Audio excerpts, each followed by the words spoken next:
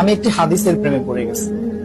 হাদিসটা হচ্ছে ঠিক এমন যে যখন বান্দা একটি ঘরে কান্না শুরু করে এবং তখন আল্লাহর ফেরেশতারা বলে যে আল্লাহ তোমার এই বান্দাটা কি জন্য কষ্ট পাচ্ছে, এবং ফেরেশতারা আল্লাহর কাছে কান্নাকাটি করে বলে যে তার মনের ব্যথাকে তুমি আল্লাহ কমিয়ে দাও। তখন আল্লাহ তাআলা বলেন যে আমার বান্দা এমন কোনো কিছুর মায়া পড়েছিল বা ভালোবেসেছিল যা আমার চাইতে সে বেশি ওই জিনিসটার প্রতি ভালোবেসে ফেলেছে।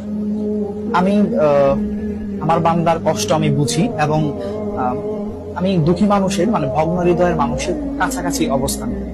কত দূর? এক হাত দূরে আল্লাহ তাআলা অবস্থান করেন। হ্যাঁ? এবং আরেকটা কথা হচ্ছে ফেরেশতারা তখন বলতে থাকে আল্লাহ তুমি চাইলে কি সেই বান্দার সেই অভাবগুলো তুমি পূরণ করতে পারো না? তখন আল্লাহ তাআলা বলেন যে আমি ওয়াদা করতেছি আমার বান্দা যে জিনিসটা তার জীবন থেকে হারিয়েছে তার চাইতে অধিক উত্তম জিনিস আমি তাকে দিব, যা দেখে পৃথিবীর মানুষ বিস্মিত হবে।